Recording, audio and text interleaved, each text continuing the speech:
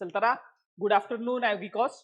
तर मागच्या लेक्चरमध्ये आपण जे मॉर्फोलॉजिकल पार्ट पाहिला तो आता संपलेला आहे असं समजू आपण, आणि आपण अप्लाइड एंटोमॉलॉजीकडे आता जाऊ. मग आता अप्लाइड एंटोमॉलॉजी म्हणजे काय आणि एलिमेंटरी एंटोमॉलॉजी म्हणजे काय.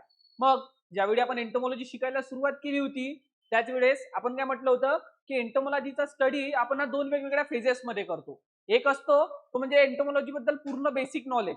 पूर्ण बेसिक नॉलेज मध्ये काय, पूर्ण बेसिक नॉलेज मध्ये आपण काय काय पाहतो की त्या इन्सेक्टचं स्ट्रक्चर कसं आहे, त्या इन्सेक्ट्स मध्ये वेगवेगळ्या प्रोसेसेस कोणत्या होतात, कशा होतात, त्यांचं फंक्शन काय आहे, त्यानंतर इन्सेक्ट्सला आपण क्लासिफाय कसं केलेलं आहे. मीन्स इन नटशेल जर आपण पाहिलं तर इन्सेक्टची मॉर्फोलॉजी, इन्सेक्टची फिजिओलॉजी आणि अॅनाटॉमी आणि इन्सेक्टची टॅक्झोनॉमी हे जे पार्ट्स आहे हे येतात पूर्ण एलिमेंटरी एंटोमॉलॉजी किंवा इंट्रोडक्टरी एंटोमॉलॉजी. म्हणजे आपण एलिमेंटरी एंटोमॉलॉजी किंवा इंट्रोडक्टरी एंटोमॉलॉजी मध्ये काय करतो, इन्सेक्ट्स बद्दल पूर्ण नॉलेज गेन करतो किंवा पूर्ण नॉलेज कलेक्ट करतो. मग आता हे नॉलेज आपण इन्सेक्ट्स बद्दल लर्न केलं की इन्सेक्ट्स मध्ये माउथ पार्ट्स कशा प्रकारचे असतात, इन्सेक्ट्स फीड्स कसे करतात, इन्सेक्ट्स मध्ये लेग्स कसे आहे, इन्सेक्ट्स मध्ये मेटामॉर्फोसिस कसं आहे, इन्सेक्ट्स कोणत्या कोणत्या लाईफ स्टेजेस मधून जातो, इन्सेक्ट्स मध्ये डायजेशन कसं होतं, रिप्रोडक्शन कसं होतं, मग इन्सेक्ट्सला आपण कसं क्लासिफाय केलं, कोणत्या इन्सेक्ट्स मध्ये कसे कॅरेक्टर आहे, हे सगळं आपण शिकलो. पण याचा उपयोग काय, तर त्या नॉलेजचं अप्लिकेशन ऑन फील्ड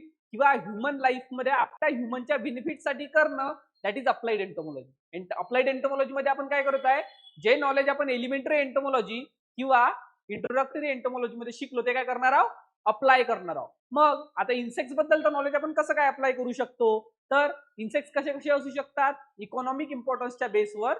अप्लाइड एंटोमॉलॉजी म्हणजे काय, अप्लाइड म्हणजे इकॉनॉमिक, आपल्या इकॉनॉमिक काहीतरी फायदा झाला पाहिजे, ह्युमन बिंगला काहीतरी इकॉनॉमिक इम्पॉर्टन्स व्हावा, त्या दृष्टीने जो आपण इन्सेक्टचा स्टडी करतो त्याला आपण इकॉनॉमिक एंटोमॉलॉजी म्हणतो. मग आता इकॉनॉमिक म्हणजे काय, मग जर आपण इकॉनॉमिक एंटोमॉलॉजी किंवा इकॉनॉमिक इम्पॉर्टन्सच्या बेसिसवर इन्सेक्टला क्लासिफाय केलं तर इन्सेक्ट कसे कसे क्लासिफाय करू शकतो आपण.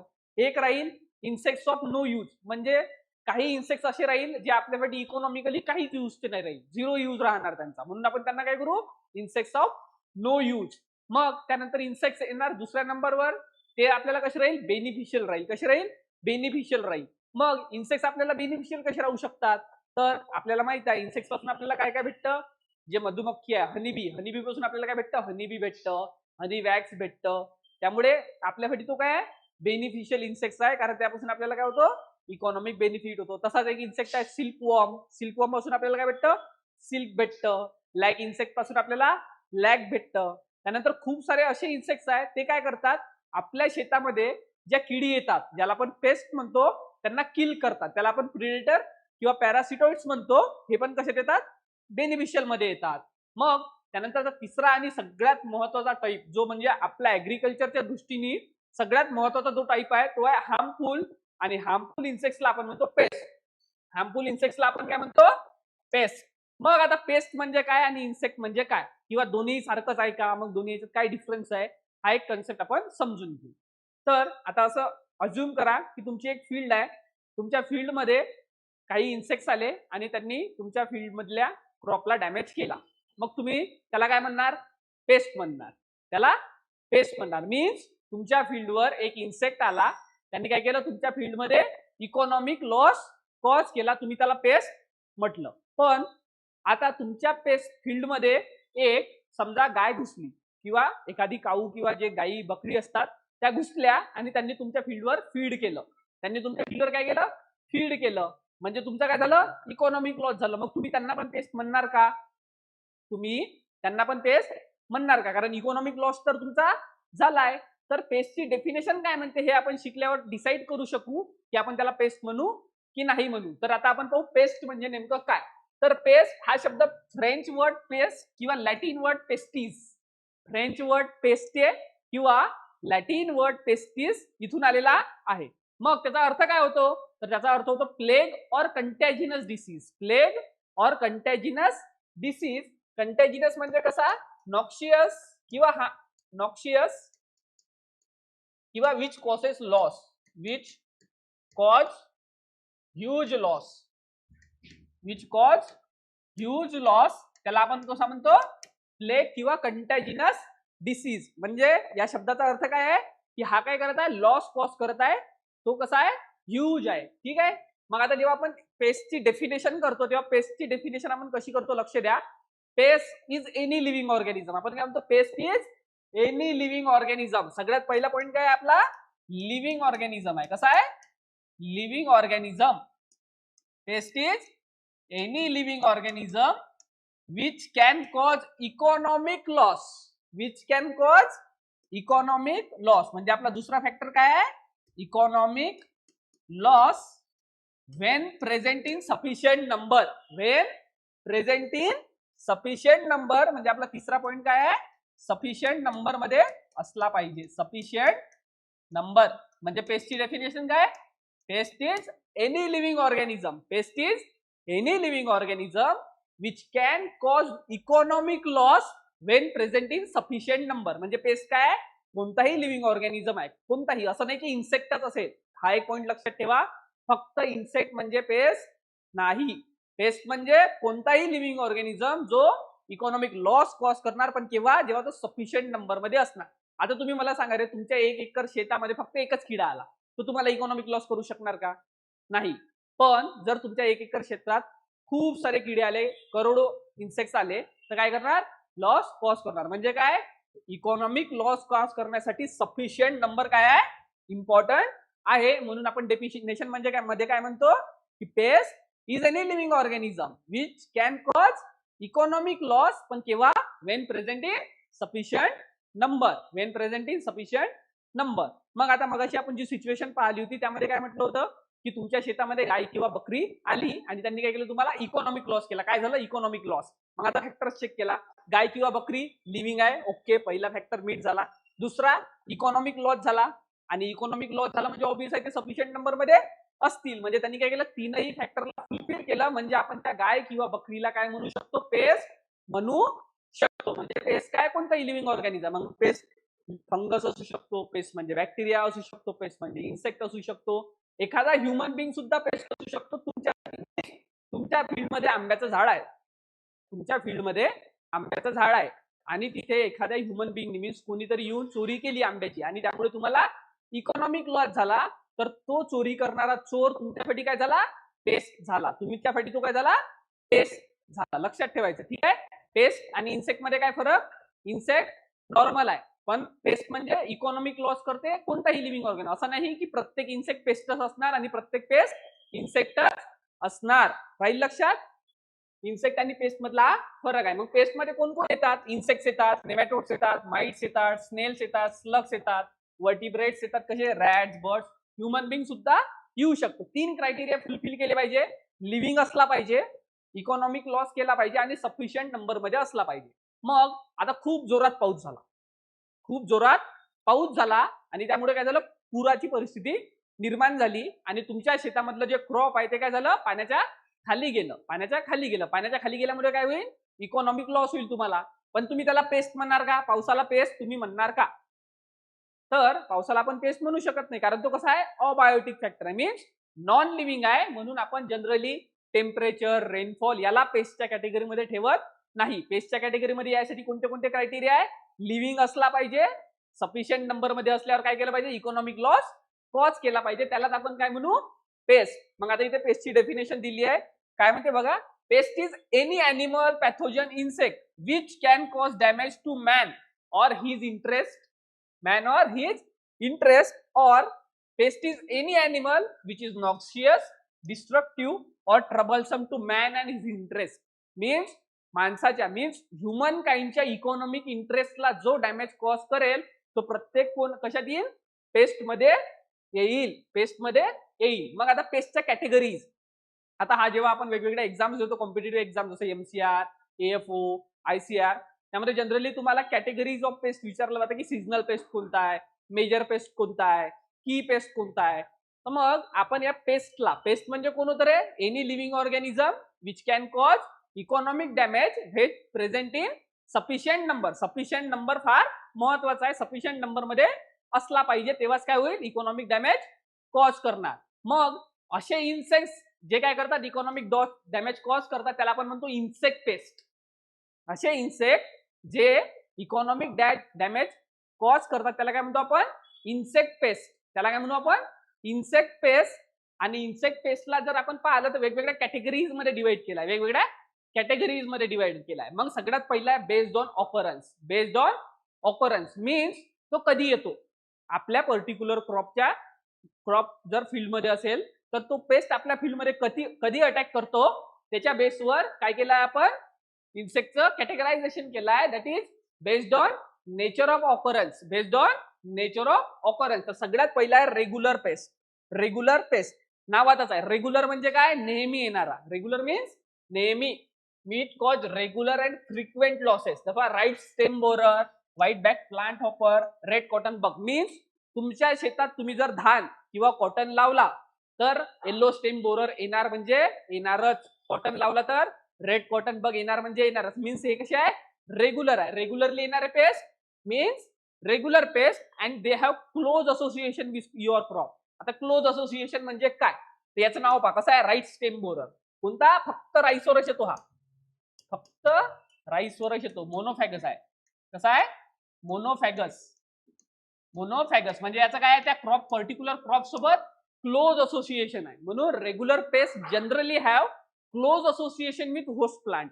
रेग्युलर पेस्टचं काय असतं, होस्ट प्लांट सोबत क्लोज असोसिएशन असतं. म्हणून तुम्ही याच्या नावात पाहू शकता राईस स्टेम बोरर आणि रेड कॉटन बग. हा कुठे येणार, कॉटनवर येणार. दुसरा आहे occasional.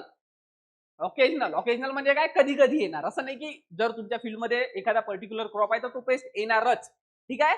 Means day commander infrequent. Infrequent असतात जर त्यांच्यासाठी फेवरेबल कंडिशन झाल्या. एखाद्या वेळेस ह्युमिडिटी खूप हाय झाली, टेम्परेचर खूप हाय झालं किंवा मोनोकल्चर असल्यामुळे फूडची अवेबिलिटी जास्त असली, मग काय होईल, फेवरेबल कंडिशन्स त्या ठिकाणी तयार होईल पेस्टसाठी आणि त्या पेस्टचा अटॅक येईल. ऑकेजनल मीन्स ते कधी कधी येतात. And example is army worm, grass hopper. Means हे नेहमी येणार नाही, but they will come occasionally. Occasional paste.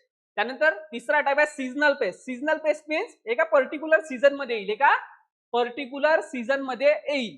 जसं example grass hopper on safflower in kharif, red hairy caterpillar on groundnut in kharif, किंवा व्हाईट ग्रब. सगळ्यात चांगलं सीजनल पेस्टचं एक्झाम्पल जर कोणी असेल तर व्हाईट ग्रब. जर तुम्हाला माहिती असेल यालाच आपण जून बीटल म्हणतो. जून बीटल. कारण याचा जो बीटल असतो तो प्युपा स्टेज मधून जून महिन्यात बाहेर येतो. ज्यावेळी पहिला पाऊस पडतो त्या पावसामुळे काय होतं, याचा प्युपा स्टिम्युलेट होतो आणि काय होतं, ऍडल्ट बाहेर येतो. आणि नंतर तो काय करतो, एग लेईंग करतो आणि मग ऑगस्ट सप्टेंबर मध्ये याचा लार्वा काय करतो, आपल्या क्रॉपच्या रूट्सवर फीड करतो. आपल्या क्रॉपच्या रूट्सवर फीड करतो. म्हणून हा कसा आहे, सीजनल पेस्ट आहे. व्हाईट ग्रब, त्यालाच आपण काय म्हणतो, जून बीटल. जून बीटल कसा आहे, सीजनल. सीजनल म्हणजे कसा, एखाद्या पर्टिक्युलर सीझन मध्ये येणारा. त्यानंतर परसिस्टंट पेस्ट. परसिस्टंट मीन्स सातत्य असणारा किंवा एखाद्या पर्टिक्युलर गोष्टीसोबत असणारा. जसा चिली थ्रिप्स. चिली लावली की थ्रिप्स आला. काय होतं, चिली थ्रिप्स मुळे, चिली लावल्यामुळे चिलीमध्ये थ्रिप्स येतो आणि अर्ली स्टेजेस मध्येच येतो. मग या थ्रिप्स मुळे काय होतं, हा काय करतो, थ्रिप्स त्या चिलीचे लीव्हजला रास्प करतो. Rasping and shopping and type mouth part असल्यामुळे काय करतो, रास्पिंग करतो. त्यामुळे लीव्हज क्रिंकलिंग करतात. आपण त्या सिम्पटमला काय म्हणतो, चुरडा मुरडा. काय म्हणतो रे, चुरडा मुरडा. मीन्स आपल्या ज्या चिलीचे लीव्हज राहते ते पूर्णतः असे कर्ल होऊन जातात आणि जर ते आपण असे तोडून हातात क्रश केले त्याचा क्रिंकलिंग आवाज येतो. Crinkling sound, that is called a चुरडा मुरडा. त्यालाच बोकड्या सुद्धा म्हणतात. काय म्हणतात, बोकड्या. तर हे सिम्पटम्स आहे. सिम्पटम्स सध्या इथे काही महत्वाचे नाही, बस सांगितलं मी तुम्हाला. परसिस्टंट पेस्ट म्हणजे काय, चिली तुम्ही कोणत्याही सीझन मध्ये लावा. चिली तुम्ही सप्टेंबर महिन्यात राहा, चिली तुम्ही जून महिन्यात राहा, चिली तुम्ही मे महिन्यात राहा. चिली तुम्ही केव्हाही लावली तरी थ्रिप्स येणार म्हणजे येणार. मीन्स हा कसा पेस्ट आहे, परसिस्टंट पेस्ट आहे. कसा आहे, persistent paste. Next is sporadic paste. Sporadic paste. जर तुम्ही कधी मराठी न्यूज वगैरे पाहत असाल तर तुम्हाला कधी कधी बातमी दिसते की तुरळक ठिकाणी पाऊस बरसला. मीन्स तुरळक म्हणजे काय, फ्यू आयसोलेटेड लोकॅलिटीज. म्हणजे काय, भंडाऱ्यात पडणार पण नागपूरमध्ये पडणार नाही. That is sporadic paste. Means few isolated locality मध्येच त्या पेस्टचा अटॅक येणार. जसं कोकोनट स्लग कॅटरपिलर किंवा रेड हेअरी कॅटरपिलर ह्या जनरली साऊथ मध्येच येतात. That is few isolated sporadic मध्ये येतात, फ्यू आयसोलेटेड लोकॅलिटीज मध्ये येतात. आता एक क्विक रिव्हिजन आपण करून घेऊ. हे कशावर येते, बेस्ड ऑन ऑकरन्स. मीन्स तो पेस्ट त्या क्रॉपवर कधी येतो. पहिला होता रेग्युलर, म्हणजे हा फ्रिक्वेंटली येतच राहतो आणि has close association with crop. कसं आहे क्लोज असोसिएशन, जसं brinjal fruit and shoot borer, brinjal shoot and fruit borer, rice stem borer, म्हणून हे कसे असतात जनरली मोनोफॅगस पेस्ट असतात. त्यानंतर येतात occasional. Occasional means close association नसतं आणि जेव्हा फेवरेबल कंडिशन असतात तेव्हा त्यांचा अटॅक दिसतो. त्यानंतर तो सीझनल, एखाद्या पर्टिक्युलर सीझन मध्ये येतात. याचं एक्झाम्पल जून बिटल, त्याला आपण म्हणतो white grub. Persistent paste means त्याचा काय आहे, तो त्या क्रॉप लावला की तो आलाच. तुम्ही कोणत्याही महिन्यात तो क्रॉप लावा, असं पर्टिक्युलर नाहीये की खरीप मध्ये लावला तर जास्त इन्सिडेंट नंतर कमी, असं नाही. चिले, थ्रिप्स आणि त्यानंतर स्पोरॅडिक पेस्ट म्हणजे काय, फ्यू आयसोलेटेड लोकॅलिटीज मध्ये जो पेस्ट येतो त्याला आपण म्हणतो स्पोरॅडिक पेस्ट. मग आता based on intensity of infestation means त्याचा अटॅक किती तीव्र आहे, मीन्स इंटेन्सिटी कशी आहे याच्या बेसवर. तर पहिला असतो इपिडेमिक, दुसरा असतो एंडेमिक. इपिडेमिक हा जनरली सिव्हिअर फॉर्म मध्ये असतो. कसा असतो, सिव्हिअर फॉर्म मध्ये, आणि तो एखाद्या पर्टिक्युलर रिजन मध्ये ॲट अ पर्टिक्युलर टाइम येतो. जसं brown plant hoppers in Tanjore आणि red hairy caterpillar in Madurai. Red hairy caterpillar in Madurai आणि brown plant hopper in Tanjore. Generally तुम्हाला असे एक्झाम्पल देऊन विचारलं जातं की हा कोणत्या टाईपचा पेस्ट आहे. Means red hairy caterpillar in Madurai comes under which categories of paste, तर इपिडेमिक. परीक्षेमध्ये असे प्रश्न येतात. That is epidemic paste. Epidemic paste म्हणजे काय, अचानक यांचा आउटब्रेक होतो. मीन्स पहिले ते नॉर्मल राहतात, एवढे मेजर पेस्टही राहत, पण त्या पर्टिक्युलर एखाद्या एरियामध्ये एखाद्या पर्टिक्युलर टाइमवर काय होतं, मीन्स एखाद्या वर्षी समजा 2000 या वर्षी एखाद्या पर्टिक्युलर एरियात मोठ्या प्रमाणात त्याचा अटॅक येईल, दॅट इज सिव्हिअर अटॅक येईल, दॅट इज इपिडेमिक. आता इपिडेमिक एक वर्ड होता पॅन्डेमिक. ज्यावेळी कोविड-19 आला होता त्याला आपण काय म्हटलं, पॅन्डेमिक. पॅन्डेमिक म्हणजे काय, सिव्हिअर आणि वर्ल्ड वाईड. सिव्हिअर आणि वर्ल्ड वाईड. तसाच इपिडेमिक म्हणजे काय, सिव्हिअर पण एका पर्टिक्युलर लोकॅलिटी पुरताच. ठीक आहे. त्यानंतर येतो एंडेमिक पेस्ट. एंडेमिक पेस्ट म्हणजे असा असतो की तो दरवर्षीच येतो. इपिडेमिक कसा होता, अचानक एखाद्या वर्षी काय होतो, सिव्हिअर आउटब्रेक होतो, बाकी वर्षी तो एवढा नॉर्मल राहतो. पण एंडेमिक म्हणजे काय, त्या पर्टिक्युलर लोकॅलिटी पुरता राहतो पण दरवर्षी येतो. दरवर्षी येतो पण लो लेवल मध्ये येतो. दरवर्षी येतो पण लो लेवल मध्ये येतो. एक्झाम्पल जर पाहिलं तर राईस बॉल मिच in Madurai, white grub on sugar cane in Kolhapur district of Maharashtra. येईल लक्षात. त्यानंतर आता काही पेस्ट आहे, हे कशाच्या बेसवर आहे की इकॉनॉमिक इम्पॉर्टन्स. त्यालाच आपण म्हणतो 3 वेगवेगळ्या डिसिजन मेकिंग टर्म्स असतात. डिसिजन मेकिंग टर्म ज्यामध्ये पहिली असते इकॉनॉमिक इंजुरी लेवल, एक असते जनरल इक्विलिब्रियम पोझिशन आणि एक असते डॅमेज बाउंड्री. त्या काय असतात आपण याच्यानंतरच्या स्लाइड मध्ये शिकू. पण त्याच्या बेसिसवर आपण इन्सेक्ट्सला काही वेगवेगळ्या कॅटेगरीज मध्ये क्लासिफाय केलाय. तर पहिला असतो निग्लिजिबल. निग्लिजिबल मीन्स काही बॉदर करण्याची गोष्ट नाही, आपण त्याला निग्लेक्ट करू शकतो. मग निग्लिजिबल पेस्ट म्हणजे असा पेस्ट जो आपल्याला 5% पेक्षा कमी इकॉनॉमिक डॅमेज कॉज करत आहे. कसा रे, 5% पेक्षा कमी इकॉनॉमिक डॅमेज जर कॉज करत असेल तर त्याला आपण काय म्हणू, निग्लिजिबल पेस्ट. त्यानंतर असतो मायनर पेस्ट. मायनर मीन्स 5 ते 10%. निग्लिजिबल मध्ये किती होता, 5 पेक्षा कमी. मायनर मध्ये 5 ते 10% आणि मेजर म्हणजे मोर दॅन 10. मेजर पेस्ट म्हणजे मोर दॅन 10% डॅमेज करतो. आणि एक असतो की पेस्ट. की पेस्टची पॉप्युलेशन ही नेहमी EIL च्या वर असते, ते आपण नंतर शिकू जेव्हा ETL आणि EIL तुमच्यासाठी क्लिअर होऊन जाईल. मग आता याला म्हणतात डिसिजन मेकिंग और concept of injury level. Decision making और कन्सेप्ट ऑफ इंजुरी लेवल. मग आता तुमच्या क्रॉप मध्ये एखादा पेस्ट येत आहे, तो तुमच्या क्रॉपला इंजुरी करत आहे. मग ज्यावेळी आपण डेफिनेशन पाहिली होती पेस्टची तेव्हा काय म्हटलं, any living organism which can cause economic damage Wien present in sufficient number. Wien present in sufficient number. पण हा सफिशियंट नंबर आपण डिसाईड कसा करू, की बा 10 इन्सेक्ट आले तर आपल्याला इकॉनॉमिक डॅमेज होईल. मग आता हा 10 हा आपण कसा डिसाईड करायचा, आपल्याला माहित कसं पडणार की आता एवढी पॉप्युलेशन आली की आपल्याला इकॉनॉमिक लॉस होईल.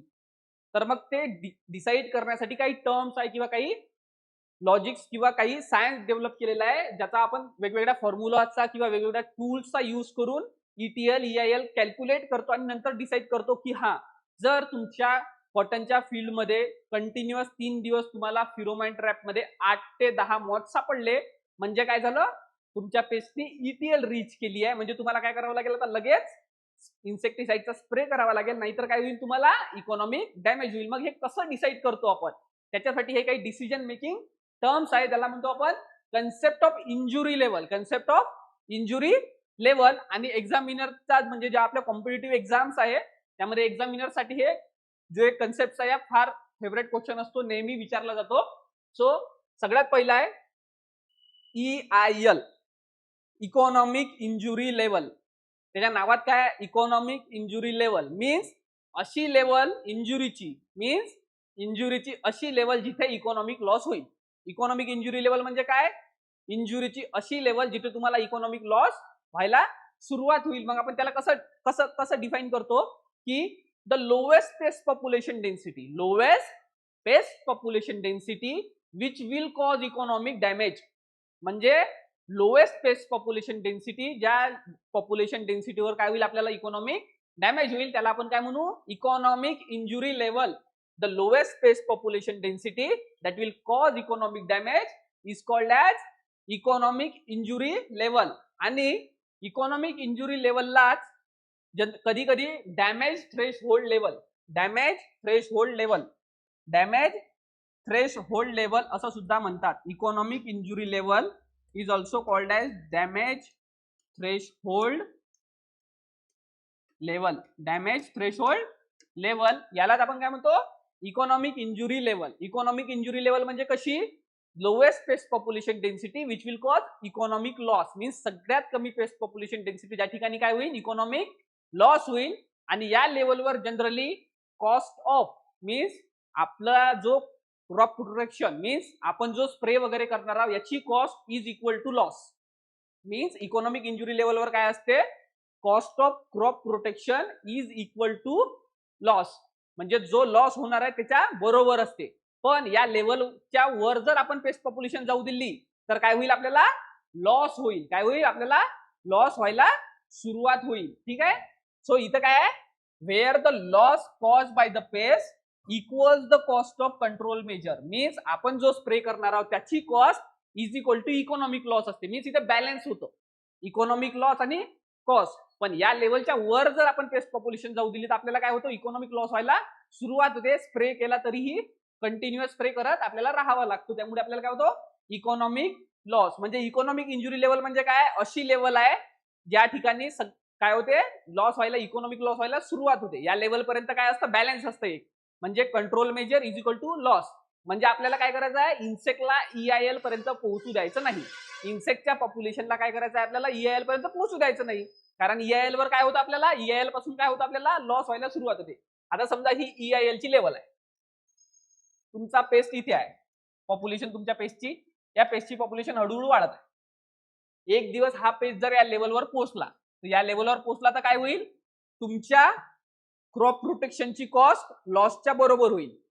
पेस्टची पॉप्युलेशन याच्या वर निघून गेली तर काय होईल, तुम्हाला लॉस व्हायला सुरुवात होईल. लॉस व्हायला काय होईल, सुरुवात होईल. कारण ही कशी आहे, लोएस्ट लेवल आहे ज्या ठिकाणी लॉस व्हायला सुरुवात होत आहे. वर जात जाईल तसं तेव्हा लॉस इन्क्रीज होत जाईल. मग तुम्हाला जर लॉस प्रिव्हेंट करायचा, तुम्हाला काय करावं लागेल, या पॉप्युलेशनला या लेवल पर्यंत पोहोचू द्यायचं नाही. या पॉप्युलेशनला या लेवल पर्यंत पोहोचू द्यायचं नाही. म्हणजे तुम्हाला काय करायचं आहे, इन्सेक्टच्या पॉप्युलेशनला EIL पर्यंत पोहोचू द्यायचं नाही. मग जर तुम्हाला इन्सेक्टच्या पॉप्युलेशनला EIL पर्यंत पोहोचू द्यायचं नाही तर एक कन्सेप्ट होतं that is economic threshold level, त्याला म्हणतो आपण ETL. त्यालाच ऍक्शन थ्रेशहोल्ड सुद्धा म्हणतात. Action threshold, action threshold. मग ही कोणती लेवल आहे, तर ही अशी लेवल आहे the insect paste population density, means अशी इन्सेक्ट पेस्ट पॉप्युलेशन डेन्सिटी त्या लेवलवर आपण काय केलं पाहिजे, कंट्रोल मेजर सुरू केले पाहिजे. Means the pest population density at which control measure should be taken to prevent insect pest from reaching to EIL. म्हणजे आपल्याला आपल्या इन्सेक्ट पेस्टला EIL वर पोहोचू नाही द्यायचं आहे. मग काय करतो आपण, ETL म्हणून एक लेवल डिसाईड करतो आणि त्या लेवलवर काय करतो, ऍक्शन घेणं सुरू करतो, जेणेकरून आपला पेस्ट काय करणार, EIL पर्यंत पोहोचणार नाही. आता एक साधं एक्झाम्पल सांगतो. एक पेस्ट आहे त्याची EIL आहे 14 इन्सेक्ट असं समजा. मीन्स एका झाडावर जर 14 इन्सेक्ट असले, तुमच्या एका क्रॉपवर जर 14 इन्सेक्ट असले तर तुम्हाला डॅमेज होईल. हे ऑलरेडी कॅल्क्युलेट केलेलं आहे सायंटिस्टनी. तर EIL म्हणजे 14, तर त्याची ETL आपण डिसाईड करतो जनरली 70 to 90%. हा एक पॉइंट लक्षात ठेवायचा. ETL नेहमी EIL च्या 70 to 90% असते. EIL चे किती असते, 70 to 90%. मग हे जर कॅल्क्युलेशन आपण केलं तर इथे येते 8 to 10. 8 to 10 म्हणजे ETL किती आहे, 8 ते 10. म्हणजे आता मी काय करणार, माझ्या फील्ड मध्ये मी एक मॉनिटरिंग डिव्हाइस लावणार. मग मॉनिटरिंग साठी आपण जनरली काय वापरतो, तर फिरोमोन ट्रॅप्स वापरतो. फिरोमोन ट्रॅप्स. फिरोमोन ट्रॅप्स मध्ये काय असतं, तर फिरोमोन काय आहे, एक स्पेसिफिक केमिकल आहे. फिरोमोन काय आहे, स्पेसिस स्पेसिफिक केमिकल आहे, जो काय करतो, मेल मॉथला अट्रॅक्ट करतो. मीन्स त्यामध्ये आपण काय करतो, एक फिमेलचं सेक्स ल्यूर जो असतो तो त्या ठिकाणी इन्स्टॉल करतो. त्यामुळे काय होतं, मेल मॉथ अट्रॅक्ट होतो. पण कोणता, सेम स्पीसीजचा. म्हणून फिरोमॉन कसा आहे, स्पीसीज स्पेसिफिक आहे. मग आपण फिरोमॉन ट्रॅप आपल्या क्रॉपमध्ये जर इन्स्टॉल केला, समजा कॉटनचं एक्झाम्पल घेतलं आणि आपण पिंक बोलवर्मचा गॉसिप ल्यूर हा ट्रॅप त्या ठिकाणी ल्यूर लावून आपण ट्रॅप इन्स्टॉल केला, तर काय होईल, त्यामध्ये मेल मॉथ येऊन अटकणार. मग मेल मॉथ येऊन अटकण्यावर आपल्याला काय करायचं आहे, रोज जाऊन चेक करायचं आहे की आपल्या ट्रॅपमध्ये किती मॉथ्स अटकले. मग मी पहिल्या दिवशी फील्डमध्ये गेलो आणि मला सापडले 6, आय विल इग्नोर, कारण माझी ETL किती आहे, 8 ते 10. मग मी दुसऱ्या दिवशी गेलो, मला सापडले 8. मी तिसऱ्या दिवशी गेलो, मला सापडले 9. आणि मी चौथ्या दिवशी गेलो, मला सापडले 10. पहिल्या दिवशी जेव्हा मला 6 सापडले होते, मी काय केलं, इग्नोर केलो. पण नंतरच्या कंटिन्यू 3 दिवसासाठी मला किती सापडले, 8, 9 आणि 10. मीन्स फॉर 3 कॉन्झिक्युटिव्ह डे मला किती किती मॉथ सापडले, 8, 9, 10. याचा अर्थ काय, ETL रीच झाली. पेस्ट पॉप्युलेशनने काय केलं, ETL रीच केली. मग जशी पेस्ट पॉप्युलेशनने ETL रीच केली, तसंच मला काय करावं लागेल, काहीतरी ऍक्शन घ्यावं लागेल. जर मी इथे ऍक्शन घेतली नाही, तर काय होईल, याची पेस्ट पॉप्युलेशन आणखी वाढणार आणि हा कुठे पोहोचणार, EIL. हा कुठे पोहोचणार, EIL. आणि हा जर EIL वर पोहोचला तर मला काय होईल, इकॉनॉमिक लॉस व्हायची सुरुवात होईल. काय होईल, स्टार्ट होईल इकॉनॉमिक लॉस होणं. कारण EIL म्हणजे काय असते, तिथे कंट्रोल मेजर आणि इकॉनॉमिक लॉस इक्वल होऊन जातं. आणि EIL च्या जेवढा वर जात जाईल तेवढा लॉस इन्क्रीज होत जाईल. मग आता मला जर लॉस प्रिव्हेंट करायचं, तर मला काय करावं लागेल, जसे मला 3 दिवसासाठी 8, 9, 10 भेटले, म्हणजे काय झालं, ETL रीच झाली, तसंच मला काय लागेल, काहीतरी ऍक्शन घ्यावी लागेल. म्हणजे मला काय करावं लागेल, इन्सेक्टिसाइड स्प्रे करावं लागेल. मग मी इन्सेक्टिसाइड स्प्रे केल्यावर याची पॉप्युलेशन काय होणार, कमी होणार. म्हणजे हा EIL वर पोहोचणार नाही, EIL वर पोहोचणार नाही. दॅट इज ETL काय आहे, अशी pest population density at which control measures should be taken in order to prevent pest population density from reaching the EIL. म्हणजे आपल्याला काय करायचं आहे, पेस्ट पॉप्युलेशन डेन्सिटीला EIL वर पोहोचू द्यायचं नाही आहे. आणि हा इंजुरी लेवलचा जो कन्सेप्ट होता, हा स्टर्न इट अल या सायंटिस्टने दिला होता. हा लक्षात ठेवा, एक्झाम मध्ये कधी कधी येतो तुम्हाला, EIL किंवा ETL या दोन्ही टर्म्स कोणी दिल्या आहे, स्टर्न इट अल. तर EIL म्हणजे काय, EIL लाच आपण काय म्हणतो, डॅमेज थ्रेशोल्ड लेवल. त्याची डेफिनेशन काय आहे, the lowest paste population density which cause economic damage. त्याला काय म्हणू आपण, इकॉनॉमिक इंजुरी लेवल. मग आपल्याला जर पेस्टला EIL पर्यंत पोहोचू नाही द्यायचं असेल, तर आपल्याला काय करावं लागेल, पेस्ट EIL वर पोहोचायच्या पहिलेच आपल्याला काहीतरी ऍक्शन घेऊन त्याला कंट्रोल करावं लागेल. मग त्या लेवलला आपण म्हणतो इकॉनॉमिक थ्रेशोल्ड लेवल, त्यालाच आपण म्हणतो ऍक्शन थ्रेशोल्ड. आणि त्याची डेफिनेशन काय आहे, the pest population density at which control measure should be taken in order to prevent pest population density from reaching EIL. म्हणजे आपल्याला काय करायचं आहे, EIL पेस्टला EIL पर्यंत पोहोचू द्यायचं नाही. मग एक्झाम मध्ये कधी कधी तुम्हाला विचारलं जातं की ETL जास्त असते की EIL. तर ETL is always less than EIL. ETL कशी असते, लेस असते. ETL इज ऑलवेज लेस. आणि किती लेस, तर 70 to 90% लेस असते. मीन्स जर EIL 10 आहे तर ETL जनरली किती राहते, 7 to 9. राहील लक्षात. EIL जर 10 आहे तर ETL जनरली 7 ते 8 किंवा 7 ते 9 अशी राहते. मीन्स ETL काय असते, नेहमी आपण EIL च्या खाली डिसाईड करतो. आता तुम्ही एक साधं लॉजिक सांगा, की जर आपल्याला या पेस्टला इथपर्यंत पोहोचू नाही द्यायचं आहे, नाही आहे, म्हणजे आपल्याला काय करावं लागेल, त्याला इथेच कुठेतरी थांबवावं लागेल, खालीच. बरोबर. जर इथे EIL आहे तर आपल्याला पेस्टला इथेच थांबवावं लागेल ना. मग EIL वर राहणार, ETL खालीच राहणार ना. बरोबर. मीन्स EIL काय राहील, नेहमी जास्त राहील, ETL काय राहील, कमी राहील. म्हणजे ETL is always less than EIL. मग आता मी काय केलं, माझ्या फील्डमध्ये स्प्रे केला. इन्सेक्ट पॉप्युलेशन काय होईल, कमी होईल. पण 0 होईल का रे, इन्सेक्ट पॉप्युलेशन 0 होईल का, तर नाही. इन्सेक्ट पॉप्युलेशन कधी 0 होणार नाही. 1-2 इन्सेक्ट तरी सर्व्हाइव्ह करतीलच. मी कितीही केमिकल स्प्रे केला तरी काही ना काही प्रमाणात इन्सेक्ट काय करणार, सर्व्हाइव्ह करणार. म्हणून तुम्ही जर आपण पाहिलं असेल, आपण काय म्हणतो, IPM इंटिग्रेटेड पेस्ट मॅनेजमेंट. आपण कोणता वर्ड वापरतो, मॅनेजमेंट हा वर्ड वापरतो. मॅनेजमेंट म्हणजे काय? आपल्याला इन्सेक्टच्या पॉप्युलेशनला काय करायचं आहे? मॅनेज करायचं आहे. आपण कंट्रोल हा शब्द वापरत नाही. कंट्रोल म्हणजे काय होते? पूर्णतः खतम करणं. कंट्रोल तुम्ही पाहिलं का कधी? पण जर हाच कन्सेप्ट तुम्ही जर आपल्या सिटीज मध्ये जे हाऊस होल्ड पेस्ट असतात, जसं कॉक्रोचेस झालं, मलेरियाचे मच्छर झालं, तर तिथे एक कन्सेप्ट वापरला जातो, त्याला म्हणतात पेस्ट कंट्रोल. त्याला म्हणतात pest control. Means house hold paste वगैरे मध्ये आपण काय वापरतो? पेस्ट कंट्रोल हा कन्सेप्ट वापरतो. मीन्स इथे काय करतो आपण? 100% पॉप्युलेशनला किल करायचा प्रयत्न करत आहोत. इथे आपला एम काय आहे? To kill 100% population. Pest control मध्ये आपला एम काय आहे? आपला एम पेस्ट कंट्रोल मध्ये आहे की आपल्याला 100% पॉप्युलेशन किल करायची आहे. पण ऍग्रिकल्चर मध्ये, आपल्या ऍग्रिकल्चर मध्ये फूड इतक्या मोठा, आता माझं शेत आहे, माझ्या बाजूने दुसऱ्याचं शेत आहे, मग मी माझ्या फील्डमध्ये स्प्रे केला तर माझ्या फील्ड मधला इन्सेक्ट बाजूच्या शेतात जाऊ शकतो आणि तिथे तो सर्व्हाइव्ह करू शकतो. काही दिवसानंतर माझ्या फील्ड मधल्या केमिकलचा इम्पॅक्ट कमी झाल्यावर पुन्हा वापस येऊ शकतो. मग आपल्या ऍग्रिकल्चरल इकोसिस्टीम मध्ये पेस्टला कंट्रोल करणं मीन्स पेस्ट पॉप्युलेशनला 100% किल करणं काय प्रॅक्टिकली पॉसिबल नाही आहे. म्हणून आपण ऍग्रिकल्चर मध्ये काय टर्म वापरतो? Pest management. काय टर्म वापरतो? Pest management. आणि पेस्ट मॅनेजमेंट मध्ये आपला एम असतो, काय एम असतो? की आपल्या इन्सेक्टची पॉप्युलेशन EILच्या खाली राहिली. आपला एम काय आहे? इन्सेक्ट असू असले फील्ड मध्ये पण त्यांनी आपल्याला इकॉनॉमिक लॉस कॉज नाही केला पाहिजे. ठीक आहे. सो पेस्ट मॅनेजमेंट मध्ये आपला एम काय आहे? To keep pest population below EIL. म्हणजे काय? इकॉनॉमिक लॉस होणार नाही, बस एवढंच आपल्याला एन्श्योर करायचं आहे. But in case of pest control काय असतं? 100% पेस्ट पॉप्युलेशनला किल करणं हा एम असतो. म्हणून तुम्ही कोणत्या सिटीज वगैरे मध्ये जर पाहिलं तुम्हाला जनरली बोर्ड लागलेले दिसत असतात पेस्ट कंट्रोल म्हणून. पण ऍग्रिकल्चर मध्ये आपण कधीही पेस्ट कंट्रोल म्हणत नाही. काय म्हणतो आपण? Pest management. आपण काय करतो? पेस्टच्या पॉप्युलेशनला मॅनेज करतो. कुठे मॅनेज करतो? EILच्या खाली, इकॉनॉमिक इंजुरी लेवलच्या खाली. आपली इकॉनॉमिक इंजुरी लेवल म्हणजे काय? Lowest pest population density which will cause economic damage. Means सगळ्यात कमी इन्सेक्टची पॉप्युलेशन डेन्सिटी ज्यावर काय होईल? इकॉनॉमिक लॉस होईल. मग आता काय केलं मी? काय केलं? स्प्रे केला होता, पण मी माझ्या पॉप्युलेशनला झिरो नाही करू शकलो. तिथे एक दोन काही ना काही इन्सेक्ट उरलेच असेल. मी किती स्प्रे केला तरी ते फील्ड मध्ये राहणारच आहे किंवा ऍग्रिकल्चरल इकोसिस्टीम मध्ये राहणारच आहे. मग अशी पेस्ट पॉप्युलेशन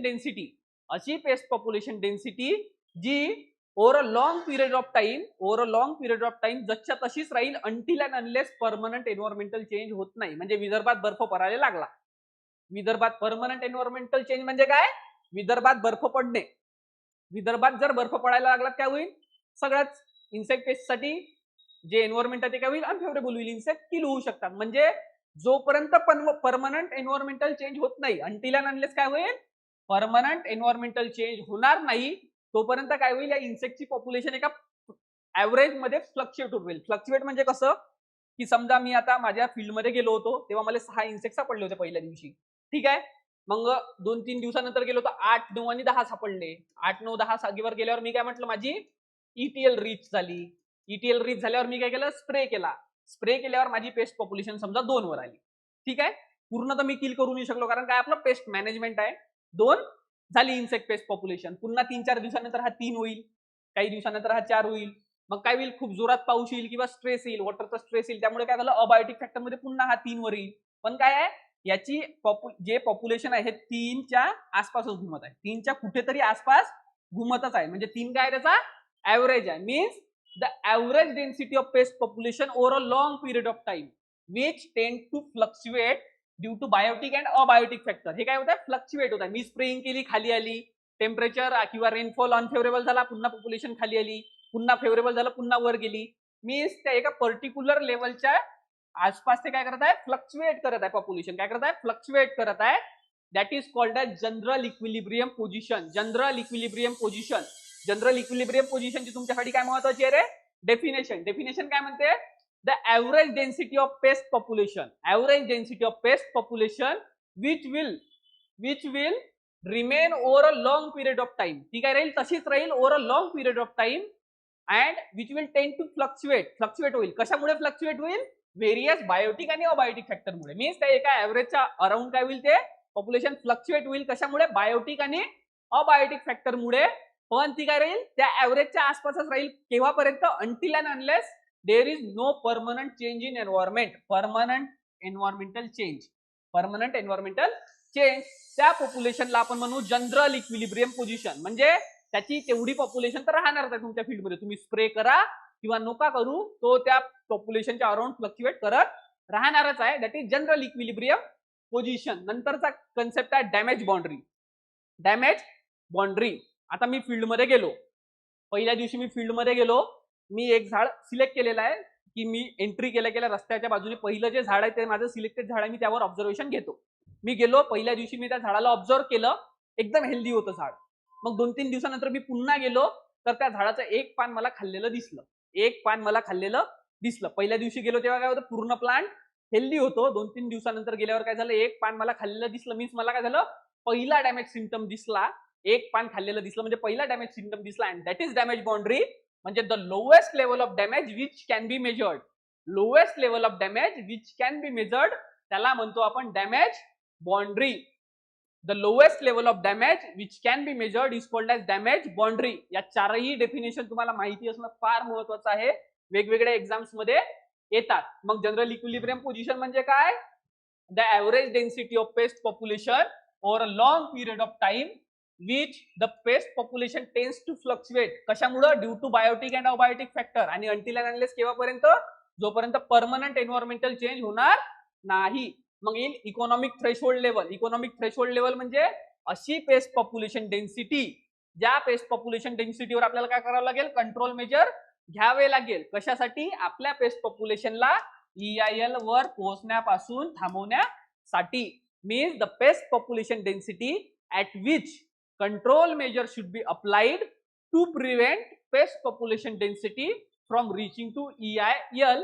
त्याला म्हणतो आपण इकॉनॉमिक थ्रेशोल्ड लेवल, आणि त्यालाच म्हणतो action threshold level. Action threshold level. त्यानंतर आहे economic injury level. Economic injury level म्हणजे काय, the lowest level of pest population. Means pest पॉप्युलेशनची सगळ्यात कमी level which will cause economic damage. अशी लोएस्ट लेवल कशाची, पेस्ट पॉप्युलेशनची, जी काय करणार, इकॉनॉमिक डॅमेज कॉज करणार. That is economic injury level. आणि डॅमेज बाउंड्री म्हणजे काय, the lowest level of damage which can be measured. Which can be measured. मग आता जर एक ग्राफ आपण असं काढला तर त्यामध्ये काय राहील, इथे मी इन्सेक्टची पॉप्युलेशन लिहिली. सपोज पॉप्युलेशन इथे आहे, पॉप्युलेशन, ठीक आहे. तर सगळ्यात खाली राहणार डीबी, बरोबर. सगळ्यात खाली डीबी. इथे कुठेतरी माझा EIL आहे, ठीक आहे. डॅमेज बाउंड्री म्हणजे काय, the lowest level of damage which can be measured, that is dB. आणि EIL म्हणजे काय, अशी पेस्टची पॉप्युलेशन ज्यावर काय होणार, आपल्याला इकॉनॉमिक डॅमेज होणार. मग माझा GEP काय राहील, इथे कुठेतरी फ्लक्च्युएट होत राहणार, बरोबर. फ्लक्च्युएट होत आहे. मग माझा इन्सेक्ट इथे आहे, माझा इन्सेक्ट इथे आहे म्हणजे नो डॅमेज.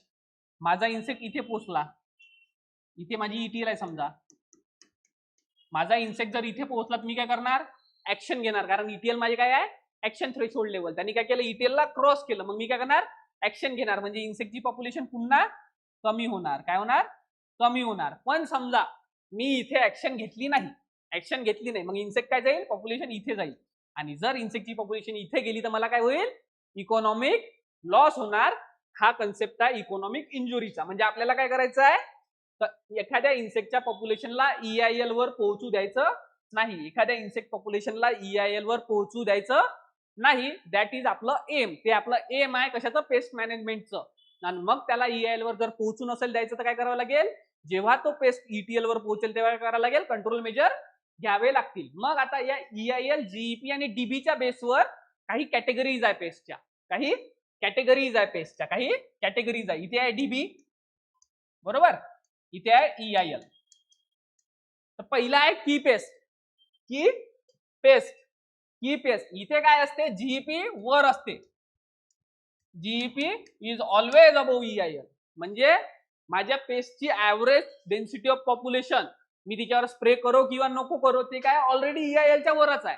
म्हणजे हा डॅमेज करणार, म्हणजे करणारच. म्हणून हा जनरली मोस्ट सिव्हिअर असतो. कसा असतो, मोस्ट सिव्हिअर. म्हणून त्याच्या नावातच काय आहे, की पेस्ट. की पेस्ट याची GEP कशी असते, नेहमी वर असते. आणि याला कंट्रोल करण्यासाठी कंटिन्युअस स्प्रेइंग करत राहावं लागते. मीन्स मी इथे माझा पेस्ट आहे, मी स्प्रेइंग केली, पुन्हा खाली येईल, हा पुन्हा वर पोहोचेल, मला पुन्हा स्प्रेइंग करावं लागेल. मीन्स एकदम कंटिन्युअस स्प्रेइंग करावी लागेल. व्हेजिटेबल्स वगैरे मध्ये तुम्ही पाहत असाल, शेतकरी हप्त्याच्या हप्त्या किंवा 15 दिवसाच्या 15 दिवसात स्प्रेइंग करतात. दॅट इज की पेस्ट. म्हणजे इथे काय लागेल, तुम्हाला जर पेस्ट पॉप्युलेशनला कंट्रोल करायचं तर काय करायला लागेल, कंटिन्युअस स्प्रेइंग करावी लागेल, कंटिन्युअस स्प्रेइंग करावी लागेल. एक्झाम्पल कॉटन बॉलवॉर्म आणि डायमंड बॅकमॉथ. डायमंड बॅकमॉथ ऑफ कॅबेज हे सगळ्यात मोठं एक्झाम्पल आहे कोणाचं, की पेस्टचं. इथे काय आहे, मेजर पेस्ट. मेजर पेस्ट म्हणजे कोणते पेस्ट म्हटलं तरी आपण, असे पेस्ट ज्यामुळे इकॉनॉमिक डॅमेज 10% पेक्षा जास्त असतो, 10% पेक्षा जास्त असतो. आणि इथे काय असतं, हा आपला डीबी आहे, हा आपला EIL आहे, आणि याच्या EIL च्या एकदम क्लोज जनरली जीईपी असते. Means GEP is very close to EIL. मग काय करावं लागेल, पुन्हा आपल्याला याला कंट्रोल करावं लागेल, स्प्रेइंग करावी लागेल. जो आपला की पेस्ट होता त्याचं काय होतं, EIL च्या वर होतं, पण मेजर पेस्ट मध्ये काय आहे, जीईपी EIL च्या व्हेरी क्लोज आहे. त्यामुळे आपल्याला काय करावं लागेल, टाइमली स्प्रेइंग करत राहावी लागते, जेणेकरून आपण या पेस्टला कंट्रोल करू शकू. एक्झाम्पल आहे राईस स्टेम बोरर आणि कॉटन जॅसिड्स. नंतर आहे मायनर पेस्ट, 5 ते 10% डॅमेज करतात. नावात मायनर आहे, मीन्स याची जीईपी कशी राहते, EIL च्या खाली राहते, आणि एखाद्या वेळेस जर फेवरेबल कंडिशन झाल्या तरच हा वर जातो आणि स्प्रेइंगची गरज पडते, जसं ऍश विविल, कॉटन स्टेनर. आणि स्पोरॅडिक पेस्ट, स्पोरॅडिक मीन्स काही पर्टिक्युलर लोकॅलिटी मध्ये येतो, दॅट इज स्पोरॅडिक पेस्ट, आणि जीईपी पुन्हा EIL च्या खालीच असते याची सुद्धा. ठीक आहे, तर हे होतं ओव्हरऑल क्लासिफिकेशन किंवा कॅटेगरीज ऑफ पेस्ट. आपण 3 वेगवेगळ्या बेसिसवर कॅटेगरीज पाहिल्या. सगळ्यात पहिलं होतं बेस्ड ऑन ऑकरन्स. ऑकरन्स मध्ये आपण पाहिलं कसे असतात, रेग्युलर असतात, सीझनल असतात, परसिस्टंट असतात, त्यानंतर कोणते असतात, स्पोरॅडिक असतात, असे पेस्ट पाहिले. त्यानंतर आपण पाहिलं की इंटेन्सिटी. इंटेन्सिटी मध्ये आपण काय म्हटलं, इपिडेमिक आणि एंडेमिक. आणि त्यानंतर आपण काय पाहिलं, जीईपी, EIL, डीबी ह्या ज्या इकॉनॉमिक इंजुरीच्या कन्सेप्ट आहेत त्या 3 कन्सेप्ट पाहिल्या. आणि आता आणखी एक पेस्ट, तो पोटेन्शियल. पोटेन्शियल नावातच आहे, म्हणजे त्यात काय पोटेन्शियल आहे, पोटेन्शियल आहे. हा पेस्ट मेजर पेस्ट कधीही बनू शकतो, पण जनरली अटॅक करत नाही, म्हणजे दरवर्षी नॉर्मल राहतो, पण एखाद्या वर्षी काय होतं, जर फेवरेबल कंडिशन झाल्या हा खूप मोठ्या प्रमाणात अटॅक करतो. Spodoptera litura in north India. North इंडियामध्ये स्पोडोप्टेरा ल्युटुरा शुगर केनच्या फील्ड्समध्ये किंवा मेज वगैरे ज्या अदर क्रॉप्स असतात त्यांना जनरली डॅमेज करतो, पण दरवर्षी नाही करत, एखाद्या वेळेसच करतो. That is potential paste. Means याच्यात पोटेन्शियल आहे कसं, तर EIL ला क्रॉस करायचं, EIL ला क्रॉस करायचं पोटेन्शियल आहे, दॅट इज पोटेन्शियल पेस्ट. तर आपण काय पाहिलं, 4 इंजुरीच्या कन्सेप्ट पाहिल्या. सगळ्यात पहिली होती जीईपी.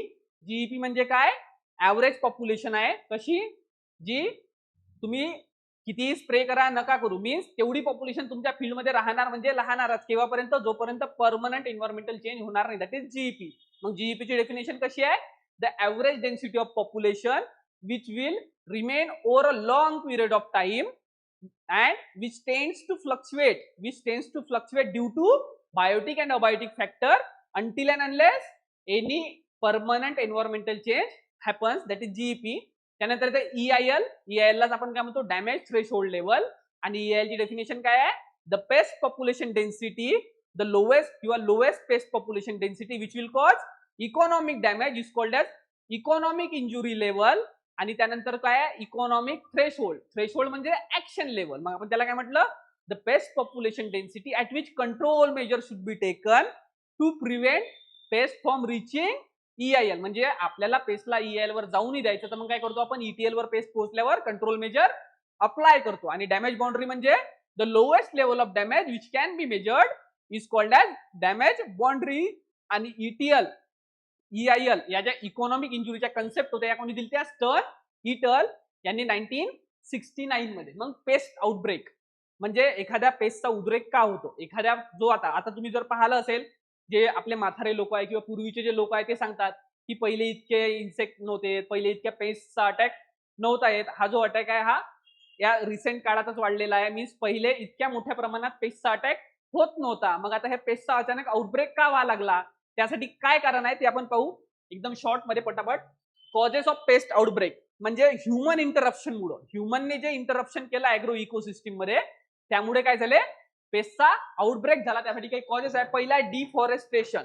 ह्युमनने काय केलं, मोठ्या प्रमाणात फॉरेस्टला कट केलं, त्यामुळे फॉरेस्टचे पेस्ट कुठे आले, ऍग्रिकल्चर मध्ये आले.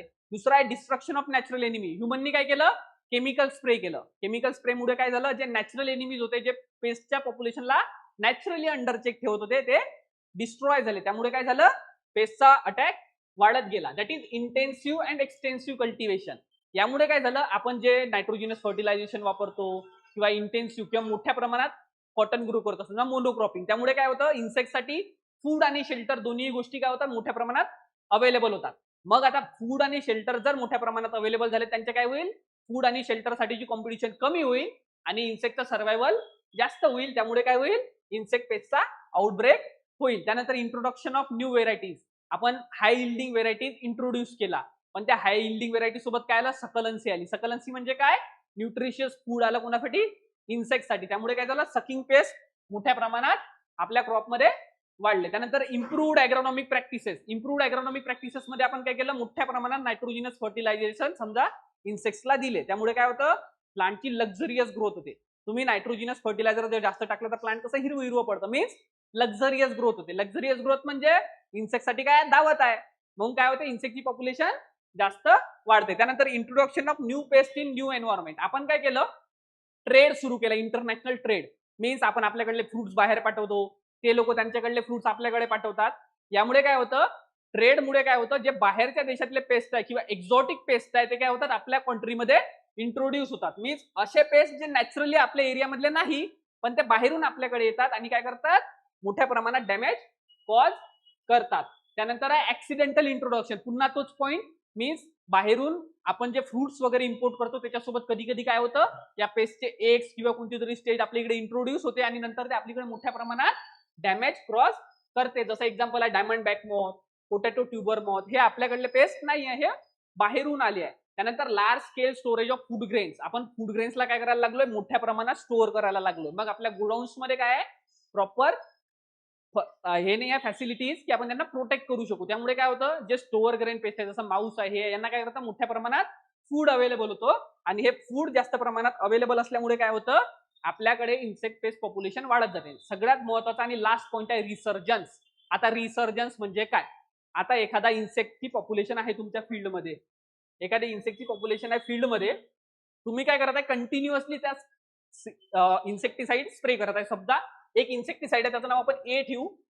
तुम्ही काय करत आहे, दर हप्त्याच्या हप्ते हा काय करत आहे, इन्सेक्टिसाइड स्प्रे करत आहे. मग काय होईल, हा इन्सेक्टिसाइड तुम्ही स्प्रे करत आहे, पण तो काय आहे, तो पण लिव्हिंग ऑर्गॅनिझम आहे. तो काय करतो, आपल्या ऍटमॉस्फिअरला अडॅप्ट करतो. काय करतो, अडॅप्ट करतो. मग काय होतो, हा इन्सेक्टिसाइड तुम्ही जो स्प्रे करायला लागलाय, याचा तो मेटाबॉलिझम करायला लागतो. काय करायला लागतो, मेटाबॉलिझम.